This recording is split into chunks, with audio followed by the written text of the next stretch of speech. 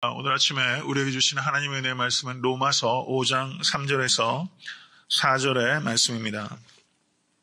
다 같이 합독하도록 하겠습니다. 다만 이뿐 아니라 우리가 환난 중에도 즐거워하나니 이는 환난은 인내를, 인내는 연단을, 연단은 소망을 이루는 줄 알미로다. 아멘. 이 말씀은 성도님들께서 많이 애송하시고 또 좋아하는 말씀이에요. 성도들은 5장 2절 제일 마지막에 보시면 이신 칭의를 받은 자의 세 번째 축복에 대해서 말하면서 하나님의 영광을 바라고 즐거워하느니라 이렇게 말하고 있습니다. 바라고 즐거워하느니라. 우리 번역은 이게 동사가 두 개가 연결되어 있잖아요. 그렇죠? 그런데 실제 성경 원어는 바라고라고 번역된 이 부분이 사실은 명사입니다.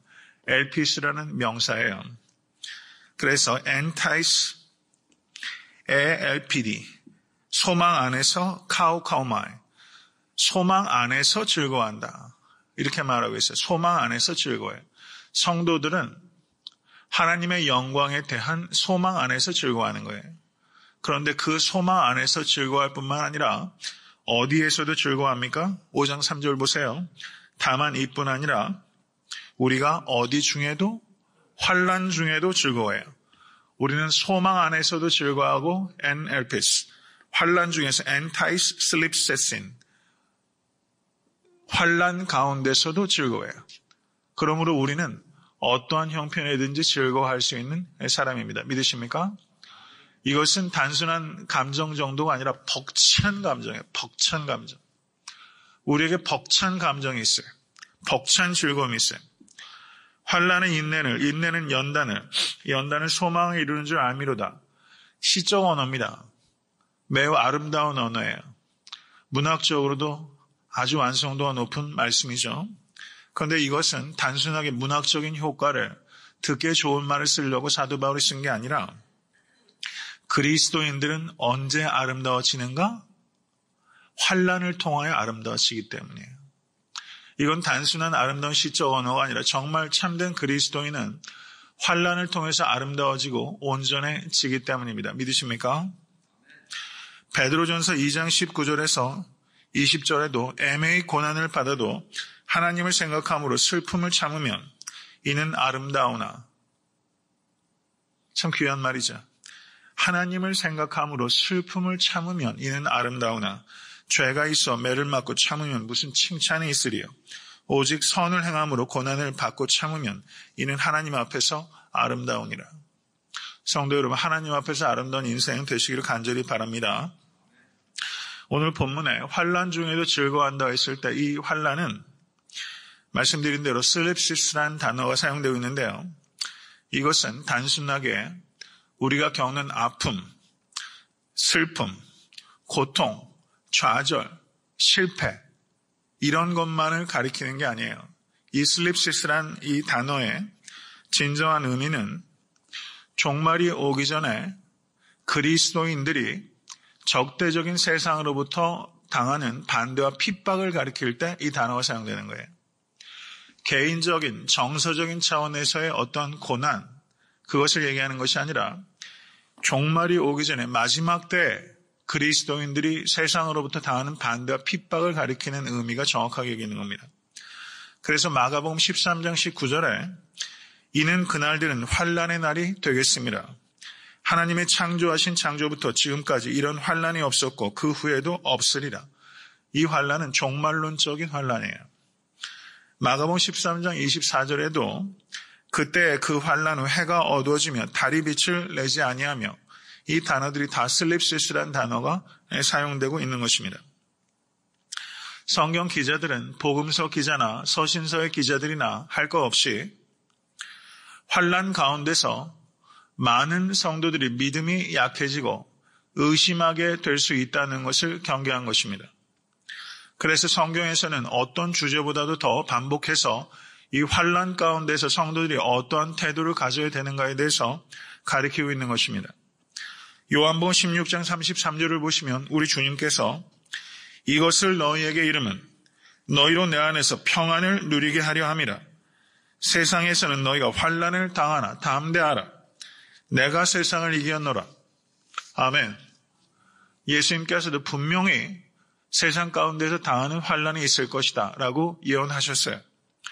마태복음 5장 11절에서 12절에서도 그 예수님께서 팔복의 말씀 끝자락에 이렇게 말씀합니다.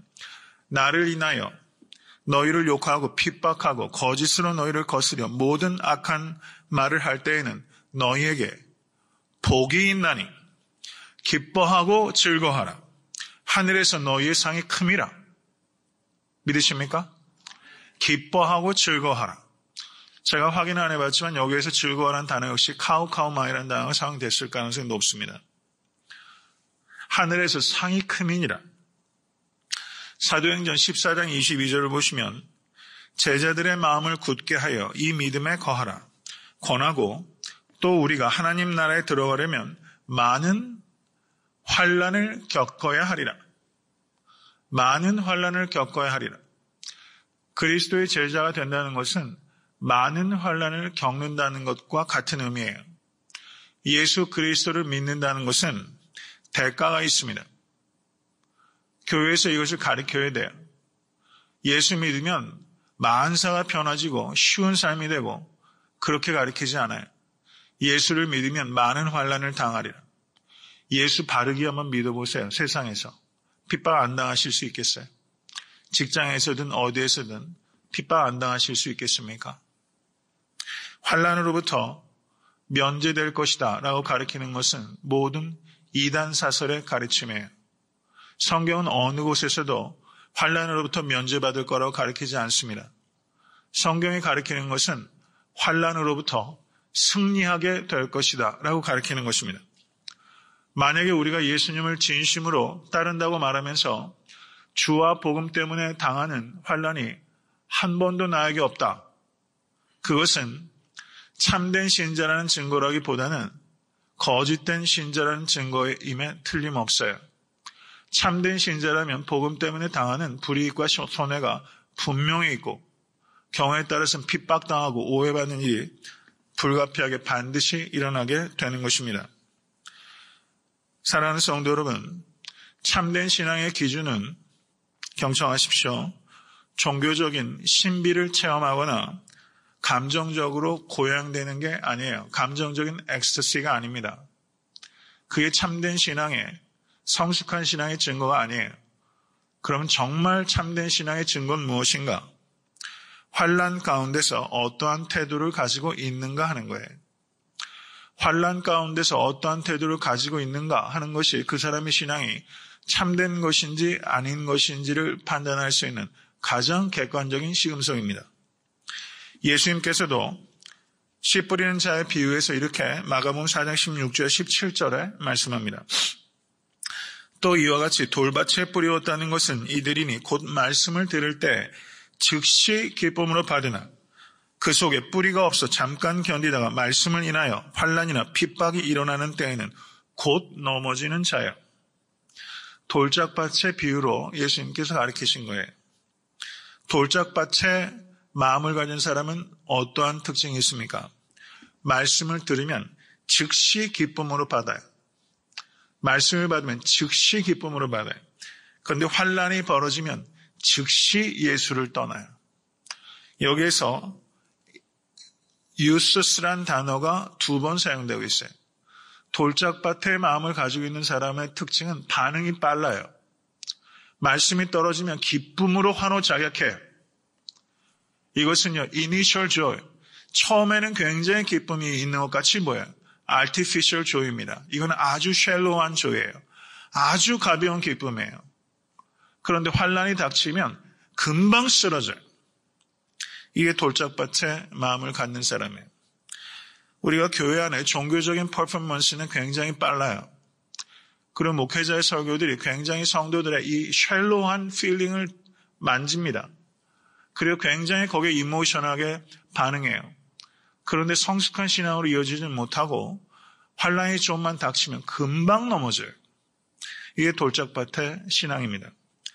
진정한 신앙은 이런 감정적인 변화에 있는 것이 아니라 삶의 변화에 있는 것이고, 진정한 신앙은 환난 가운데서 어떠한 태도를 가지고 있는가 하는 데서 가능이 되는 것입니다. 그 BBC 방송국에 한 저명한 방송인이 있었는데 그 사람 이름이 Lord Ress라는 사람이었어요. 근데 이 사람이 이렇게 말했어요. I don't like crisis, but I like the opportunities which they supply. 이 말은 나는 위기를 좋아하지 않습니다. 그렇지만 위기가 공급하는 기회를 좋아합니다. 위기는요, 좋아하는 사람 한 사람도 없어요. 누가 좋아하겠어요? 위기는 고통스러워요. 그런데 위기는 항상 우리에게 기회를 가져다 줘요. 기회를 가져다 줘요. 이 기회가 무엇입니까? 이 기회는 하나님께 영광을 올려드릴 수 있는 기회예요. 그리고 내가 성숙해질 수 있는 기회입니다. 믿으십니까? 환난 가운데 어떠한 태도를 가지고 계시는지 이 아침에 깊이 생각하실 수 있게 되기를 간절히 바랍니다. 어쩌면 지금 환난의 한 가운데 계신지도 모르겠어요. 관계 속에서 어려움, 경제적인 어려움, 그리고 무엇보다 주와 복음 때문에 당하는 어려움이 혹시 계십니까? 성경이 말하는 것은 환난 가운데서 즐거워하라는 것은 뭔가 심리적으로 자기 학대를 통해서 즐거워하는 사람들 있잖아요. 약간 병적인, 병력이 있는 그런 즐거움, 이런 이상 심리를 가지라고 성경이 가르치는 것이 아닙니다. 성경은 체념하라라고 가르치는 것도 아니에요. 현실에서 환난이 닥치면 이런 철학자들은 체념해버려라. indifference, 무관심해라. 그러면서 내가 자유하게 될 것이다. 이게 소위 말 도 닦는 거죠. 체념하라고 가르쳐요. 혹은 신념을 가지고 돌파해라 라고 가르칩니다. 성경은 우리에게 가르치는 것이 그런 것이 아니에요. 성경은 우리에게 환난이 우리의 소망을 거꾸로 때리는 것이 아니라 환난이 우리가 정말 소망을 둬야 될 것이 이 땅이 아니라 저 본향이라는 것을 우리에게 가르쳐줘요. 환난은 우리가 정말 참 소망을 우리가 어디에 두어야 하는지를 우리에게 깨닫게 해줘요. 그리고 소망을 더해줘요. 이것을 우리는 아는 것입니다. 저를 따라하십시오. 환난의 끝에는 영광이 있고 환난 중에는 성숙함이 있다. 환난의 끝에는 영광이 있습니다. 아멘. 믿으세요? 환난의 끝에는 영광이 있고 우리는 환난 중에는 성숙함을 얻어요. 환난 통과하지 않고 성숙할 수 있는 사람은 한 사람도 없어요. 만약에 한 땅에 계속해서 비바람이 없이 햇빛만 내리뜬다고 생각해 보세요. 그 땅은 뭐가 돼요? 사막이 돼요. 지금 전 세계가 얼마나 사막이 되는지 몰라요. 햇빛만 내리쬐면 사막이 되는 것처럼 햇빛만 내리쬐면 땅도 메마르고 인생도 실패해요. 반드시 그렇습니다. 실패와 어려움이 없이 성숙해질 수 있는 인간 한 사람도 없어요. 우리는 환난의 끝에는 영광이 있고 환난 가운데는 성숙함을 우리에게 가져다 준다. 이것을 정말 믿으실 수 있게 되길 주님의 간절히 축원합니다. 그래서 야고보 기자는 이렇게 말합니다. 내 형제들아 너희가 여러 가지 시험을 만나거든.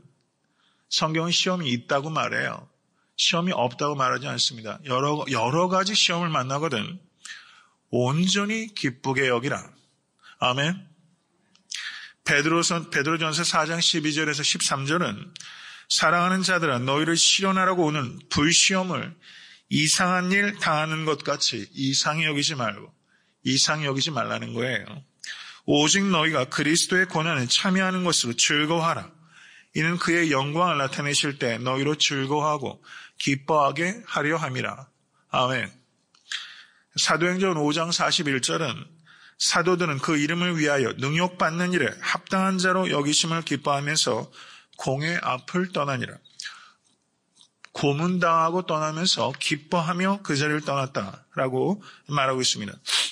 고린도 후서 12장에서 사도 바울은 내가 그리스도를 위하여 약한 것들과 능욕과 궁핍과 핍박과 곤란을 기뻐하노니 이는 내가 약할 그때 곧 강함이니라.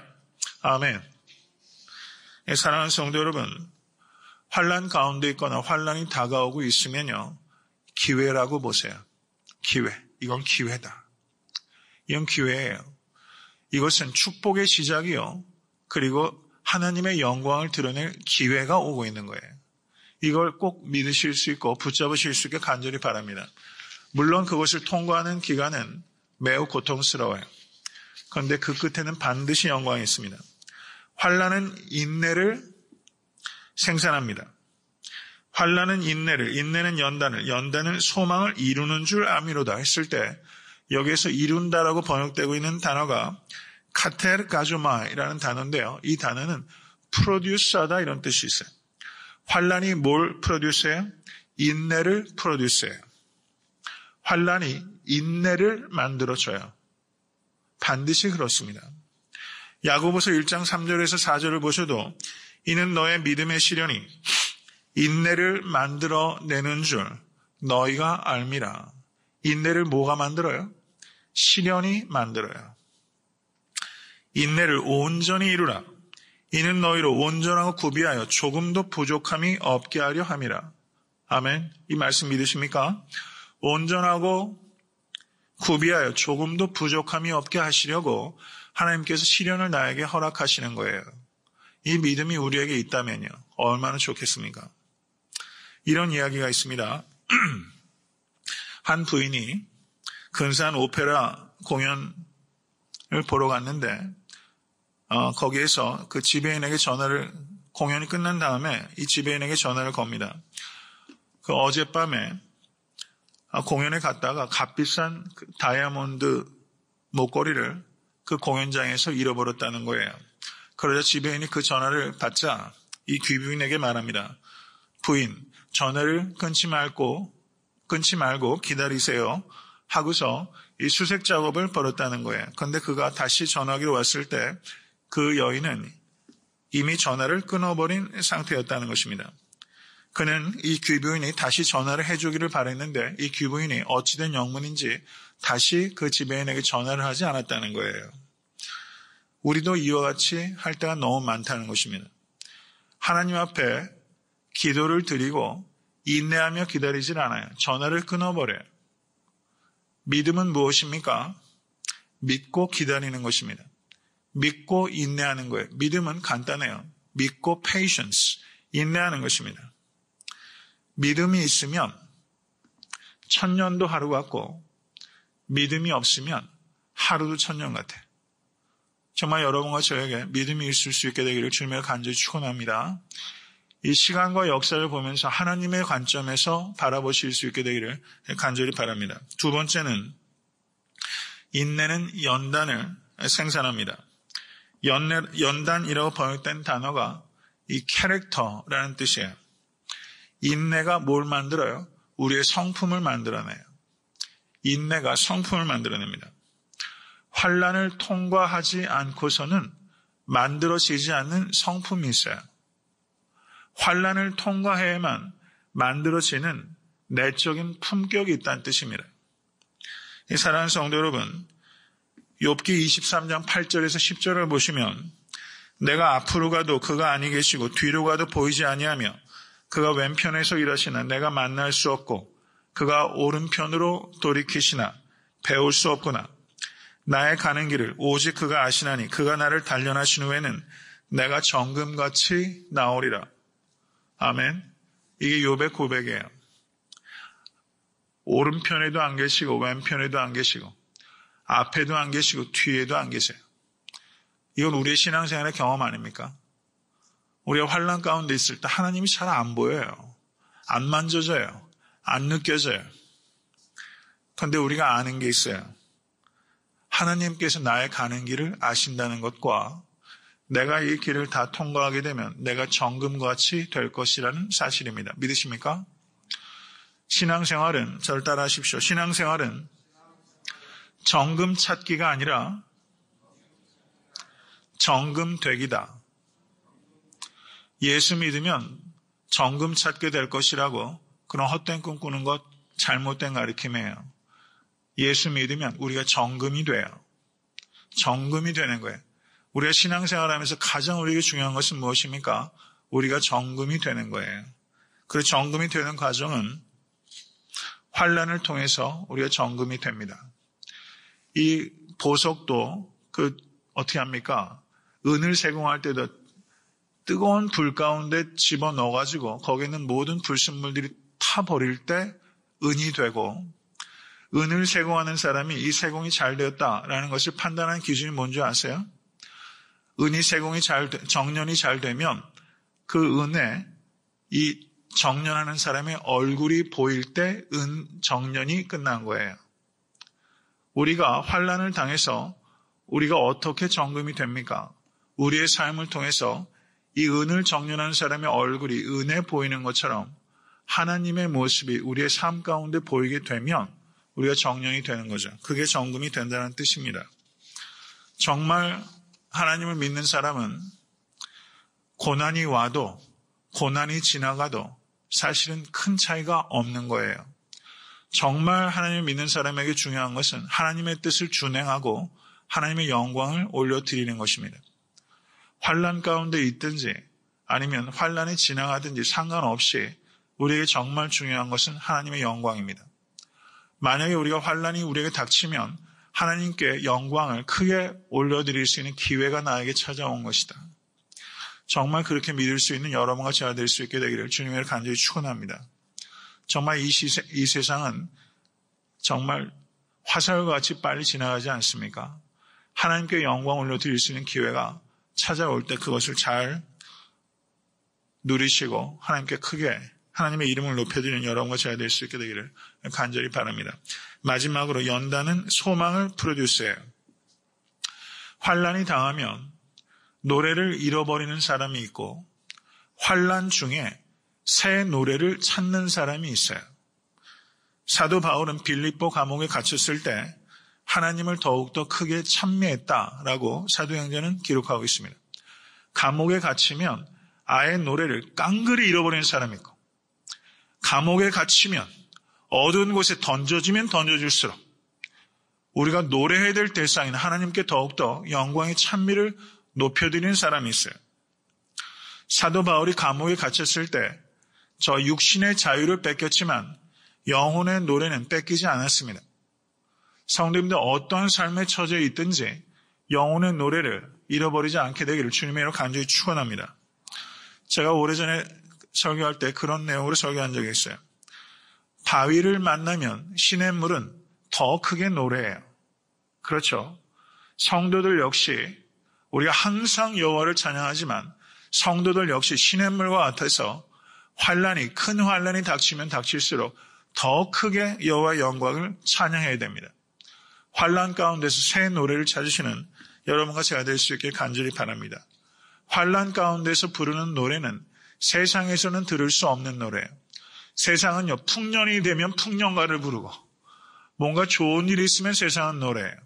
그런데 그리스도인들은요, 좋은 일이 있든 환난이 닥치든 우리는 항상 노래예요. 환난 가운데서 부르는 노래는 세상에서는 들을 수 없는 노래입니다. 이 노래를 부르실 수 있는 여러분과 제가 될 수 있게 되기를 주님을 간절히 축원합니다.